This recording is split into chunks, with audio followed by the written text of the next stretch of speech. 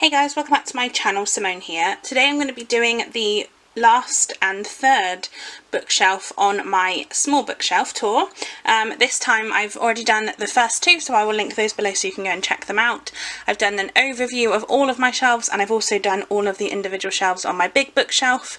After this one there will be my little bookshelf, and that has 2 stacks and 2 shelves, so they will be coming up next. But as I say, today I wanted to talk to you about all of the books on the bottom shelf of my small bookshelf. As I've said in the past 2 videos, this is definitely my favourite shelf that I own. I just love being able to see all the books on it, and this one's in my room, which I always think is really nice when you can just see them as you get up in the morning. The bottom shelf here does tend to have quite a lot of my bigger books and some books I'm really looking forward to reading. So yeah, very much looking forward to this shelf pretty much. And yes, let's get started so I can tell you what I've got. So the first book I have is My Life in His Paws, The Story of Ted and How He Saved Me by Wendy Hilling. This is a non-fiction book that I received, I was given by my lovely colleague at work, and she likes to read non-fiction books and then she tends to give them to me afterwards, which is always very lovely of her. This one follows a lady named Wendy Hilling who has a skin disorder. I can't remember exactly what it's called, but I have definitely mentioned it in other videos. But she has this skin disorder where essentially her skin will tear and rip at the slightest touch. So she has a Ted is her basically help dog, who is the only one of his kind, or he was the first of his kind, should I say, in the UK. And this follows her story and how Ted has helped her.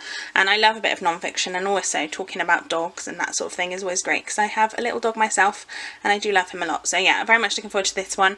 I think I might read this one for non-fiction November, because it does sound really interesting and I want to read it, definitely. Next up we have a book that hopefully I will have read by the time I have this video goes up, because I always like to pre-film these videos. This is Ghosts of the Tsunami by Richard Lloyd Parry. I'm hoping to read this in the non-fiction readathon hosted by Julie from Hungry Bookworm. Go and check out my TBR video, even if it's already happened, go and check it out anyway, because I love Julie and I would love to support her lots and lots. This particular book follows the 2011 tsunami in Japan, and what a tragedy and how devastating that was. And this also talks about a school where the children were in the playground and they weren't evacuated, and I think it talks about the mystery of that and why that happened. I think this is going to be a really difficult book to read, but like I said, by the time this goes up you may have seen my wrap up, I may have read it, who knows. But yeah, I'm very much looking forward to picking up this one. I've heard lots about it. Next up we have The Growing Pains of Adrian Mole by Sue Townsend.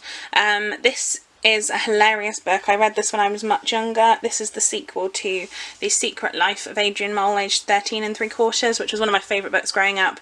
This is a really honest and raw depiction of puberty and going through that. Like I said, this is the sequel. I loved the first book in this, so I did read this when I was growing up, but it was a long time ago, so I would like to reread the whole series, to be honest. Sue Townsend unfortunately passed away, I think it was in the last couple of years, so that's very sad, but definitely I think her books live on. So yeah, very much looking forward to finding the first one if I can. I'd like to find it in a charity shop somewhere, and then hopefully I will read the series. We then have The Girl Who Kicked the Hornet's Nest by Stieg Larsson. This is the 3rd book in the Millennium trilogy. The original 3 were all written by Stieg Larsson, but they have been now continued on by David Lagerkrantz, which I do own those as well. This is the 3rd one in the trilogy and the last one that I have to read. I loved The Girl with the Dragon Tattoo and The Girl Who Played with Fire. They were 2 of my favourite books, so definitely looking forward to picking up this 3rd one. It is a big book, but I'm kind of okay with that. This follows the series in general follows Lisbeth Salander, who is sort of hired by a journalist named Mikael Blomkvist. Initially in the first one they're trying to solve the disappearance of a young girl who may be dead, may be disappeared, hasn't been seen for 50 years. And yeah, very much looking forward to picking up the 3rd one. Like I say, this is crime thriller, I would say, so yeah, I love it personally, and yeah, I'm looking forward to it. We then have my nemesis book. This is The Name of the Wind by Patrick Rothfuss, which is the 1st book in the Kingkiller Chronicles. I might have just made that up. I can't remember what the name of it is. This is a book that I tried to read. I read the first 50 pages and I DNF'd it because I didn't like it. However, this is high fantasy, and I really haven't read a lot of high fantasy. I've started reading it a bit more recently and I have been enjoying it a bit more. So this is definitely a book that I have the intention to continue on and read again. Try and read it anyway. This one is definitely scary to me. This follows a man named Kavoth, I think is how you say his name, and he's like chronicling his life, and I think it's kind of like that. Again, if you've read this and love it, let me know. If you want to read this, probably next year, I think. I'm not going to read it this year, I don't think. But if you have any intention or wish to read it next year and you'd like to buddy read it with me, that could be something that would make me pick it up a bit more. But do let me know. Otherwise, I will probably read it next year anyway. But yeah, looking forward to giving it a go and seeing for once and for all what my actual results or opinions are. Next up we have The Casual Vacancy by J.K. Rowling. This is a obviously book by J.K. Rowling, and I personally have really enjoyed the Harry Potter series, obviously, and I also really like the Robert Galbraith series, Cormoran Strike, which is obviously J.K. Rowling's pseudonym.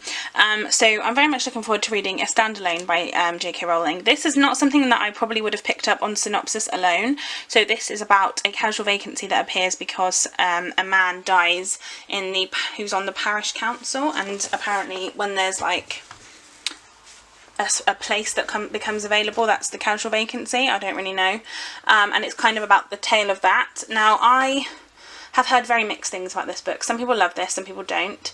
I feel like this is definitely I don't know if I sometimes think that because I think this was the first book that she came out with her own name after Harry Potter, this possibly suffered a bit from that.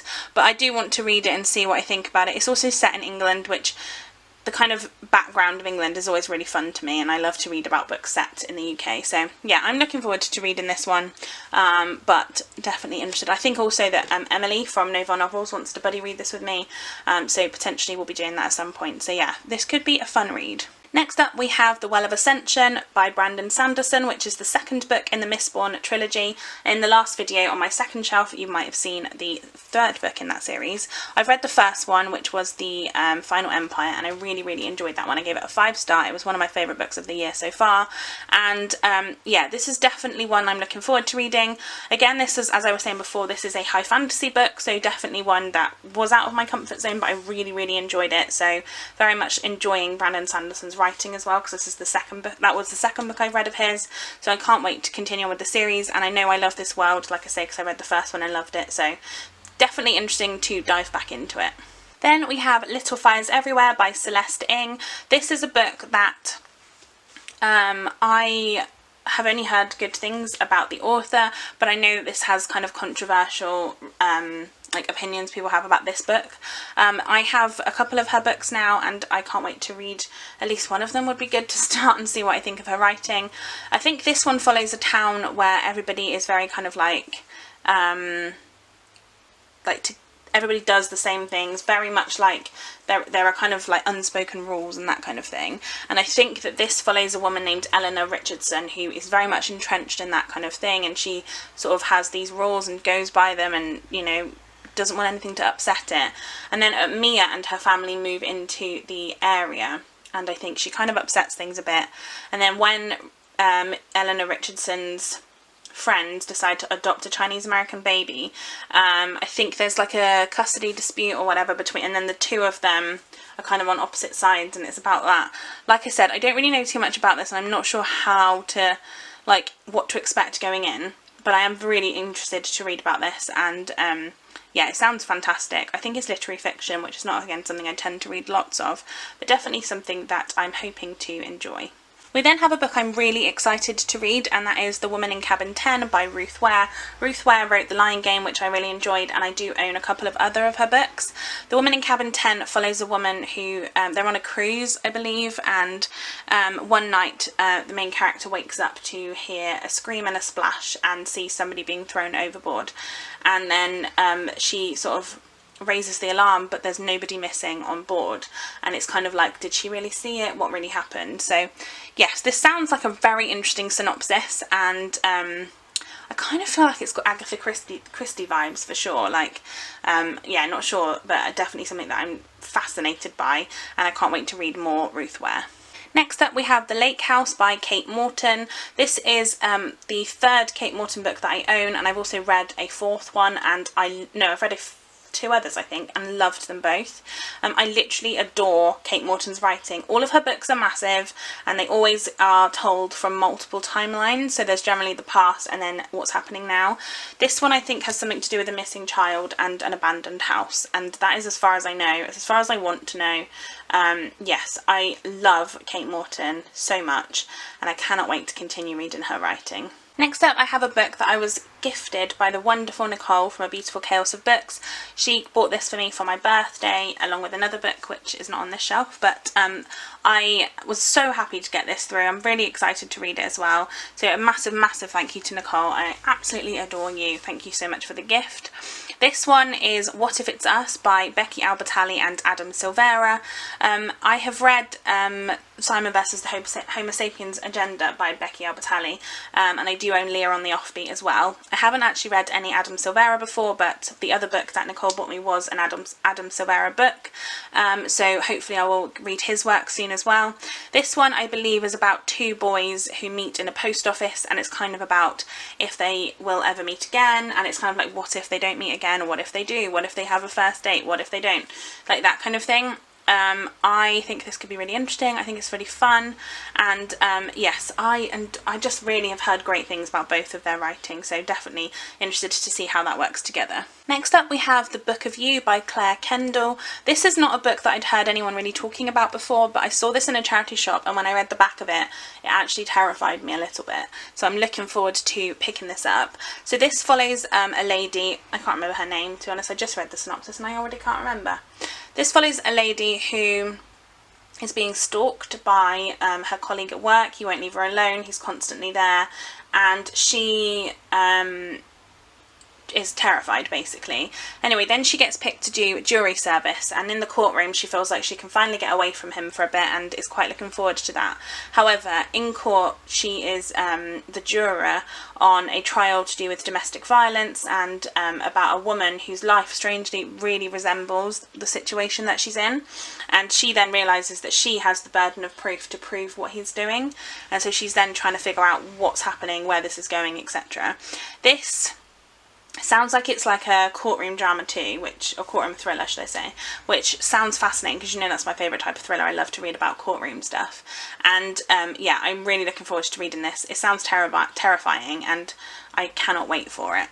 We then have Room by Emma Donoghue. This is a book that's been on my shelf for ages and I still haven't read it. I don't know what's happening and why I haven't got to it yet. I think this is told from the perspective of a 9-year-old boy who is living with his mother, and they have essentially been kept in one room for the whole of his life, and she was essentially abducted, I believe, and he doesn't know any other world, and then I think somehow he manages to escape, and it's kind of about him figuring out what's going on and I think trying to get help. I'm not really sure. Yeah, this sounds really interesting. This is the one of two Emma Donoghue books that I own, so yeah, looking forward to reading this. I know that a few people don't love the fact that this has quite a young narrator or sounding narrator, and that is one of my like pet peeves in books I don't love, so yes, we'll see how I find this, but yeah, looking forward to it all the same. Next up we have Northanger Abbey, Lady Susan, The Watsons and Sanditon by Jane Austen. So this has Northanger Abbey in it, but it also has 3 of her shorter stories. So if you watched my book haul where I talked about the books I bought with Charlie and Emily when I went to see them, you'll probably have seen that I bought a new copy of Northanger Abbey because it was beautiful. So I decided I was going to read that copy of Northanger Abbey, and I'm going to read the short stories from this collection because it wasn't in that original one, and that was my justification for buying a new copy. Any justification I think works for me. So this basically is, I believe, Jane Austen's shortest book. I don't actually know how big Persuasion is, if that's shorter or not, but this one's only 185 pages, so this is definitely one that I think is quite easily doable. In fact, I've got Persuasion on one of these upper shelves, so let me just have a quick gander, shall I? So Persuasion is 202 pages, so it's a little bit longer. So yeah, Northanger Abbey then, as far as I know, is her shortest book. And yeah, this is my Oxford World Classic cover, and I really like this cover, but I do prefer the other one. But like I said, I want to read the short stories in this one as well, so I'm sure I'll do that at some point. But yes, I'm really looking forward. I don't know what Northanger Abbey is about, if I'm honest.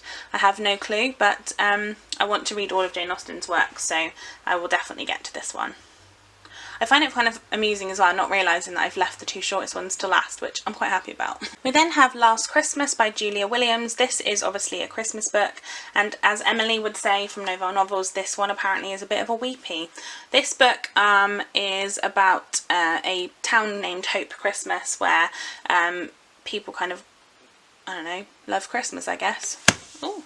People kind of love Christmas, and I believe this is about 4 different people who need different things at Christmas, and they've all found this little town in somewhat for some reason, and it's kind of about that. I don't know too much else about it, but I feel like I probably will read this at Christmas time, strangely enough. We then have The Versions of Us by Laura Barnett. This is a book that I've had on my shelf for a really long time, and I don't know lots about it. It kind of reminds me, from what I've heard of the synopsis, of Life After Life by Kate Atkinson, which I still haven't read either.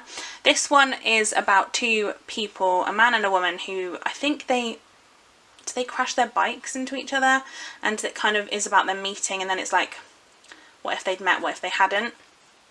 I honestly don't know, but I kind of like the different timeline element, and this is definitely a book that, for some reason, although it's been on my shelf for ages, I just can't bring myself to get rid of it, so I hopefully will read this in the near future. We then have Heir of Fire by Sarah J Maas. I only just I realised in my haul when I hauled this that this is actually signed by the author as well, which is amazing.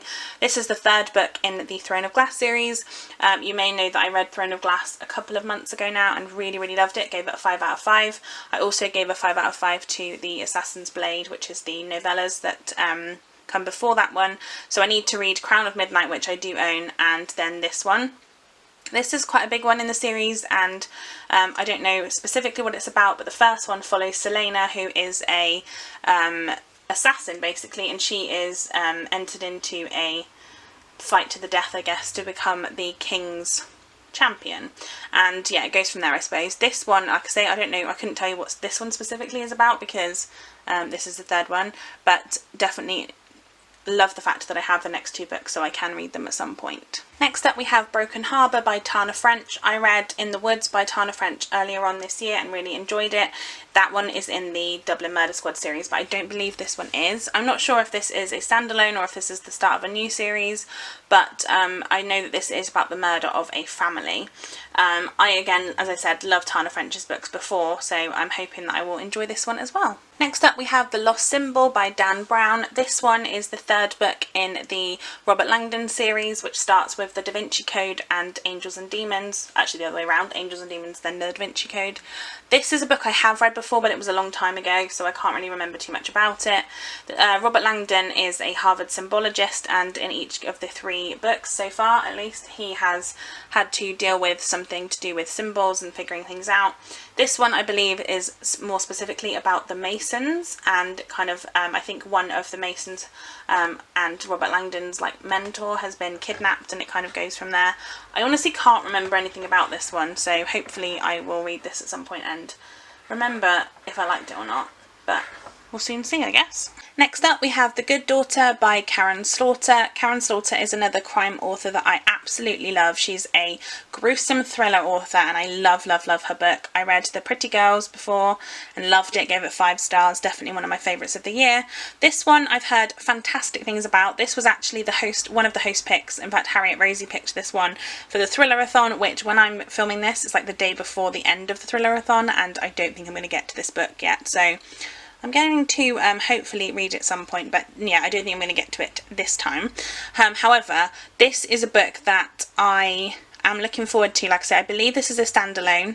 I could be wrong, but it follows a mystery that happened, an attack that happened on, I believe her name's Charlie, and her sister. Their mum was killed, I think, and their dad is trying to deal with it, and then this is 28 years later, and she's kind of become a lawyer, and lots of things have happened. Again, I don't know too much else about it other than this is a big book, but I think most of Karin Slaughter's do tend to be quite big. and I know that I've heard lots of people say this is very gruesome, and yeah, I know that Victoria, from what Victoria read, loved this book, and I'll link her wrap-up that she did down below because I loved to listen to her talk about it. But yeah, definitely one that I can't wait to read. Next up we have Under the Dome by Stephen King. This is one of the biggest books on my shelves, and I loved this one. I have read this before, but not this copy. I had a library copy that I read, and I'm definitely looking forward to rereading this at some point. I also have the audiobook of this. This one follows a town where a dome suddenly appears, and it cuts off like the outside of the town, so nobody can get in, nobody can get out, and anything that was in the way of where the dome lands, it kind of chops in half essentially. So there are like planes crash into it, all sorts of things, and it's about the town inside trying to figure out what's going on, how they can get fuel and food and things, and the kind of politics of who's in charge, etc. And it's also about them trying to figure out how to get rid of the dome in the first place. It's great. It's a really interesting, fun book. Definitely a long one, and I personally loved it, but I know that a few people haven't, so I don't know, I feel like it's kind of, it probably is a bit longer than it needs to be honest, but I personally just savoured every moment. And the final book on this shelf is Hollow City by Ransom Riggs, which is the sequel and the second novel to the Miss Peregrine's Peculiar Children trilogy. I want to say trilogy, but I think there might be more books in it now. This is a book that I really quite enjoyed the first one. I think I gave the first book a 4-star, I can't really remember now. This was a kind of really strange book. It followed a young boy named Jacob. I think his name's Jacob, could be Joseph. Jacob, pretty sure it's Jacob. He was trying to find out what happened to his grandfather when he was younger, because his grandfather used to tell all these stories, that things that he used to do, and he goes to Miss Peregrine's school and he finds a load of peculiar children, and this was fantastic. I loved this. Definitely would say, if you want to read this and you are going to listen to like the audiobook or the book on your Kindle, I would say I personally would read the physical copy, only because in it there are some pictures that directly relate to the text, and in fact I believe Ransom Riggs wrote the book based on some like creepy old photos that he found. So yeah, I think I would personally say read the physical copy, but obviously whatever works for you. But yeah, I'm looking forward to picking up the next one in the series. So there you have it, guys. That is all of the books on my third and last bookshelf on my small bookshelf tour. I wanted to do my video shout out as I normally do, so today I want to shout out Elena from the channel Elena Reads Books. I've loved Elena's channel for a long time. I found her channel when I was watching Lauren and the Books and Mercedes, Mercy's Bookish Musings, and I will link their channels down below as well. But yeah, I really love Elena's channel. She's very open and she talks about lots of different things. Her video ideas are always amazing, and she puts up so many videos every single week, so definitely a channel that you should go and check out. I really think she's amazing and I love her personality, so yes, I think she's worth it. Go and send her some love. Give this video a thumbs up if you enjoyed it, and subscribe to my channel if you haven't already, and I will see you next time for another video. Bye guys!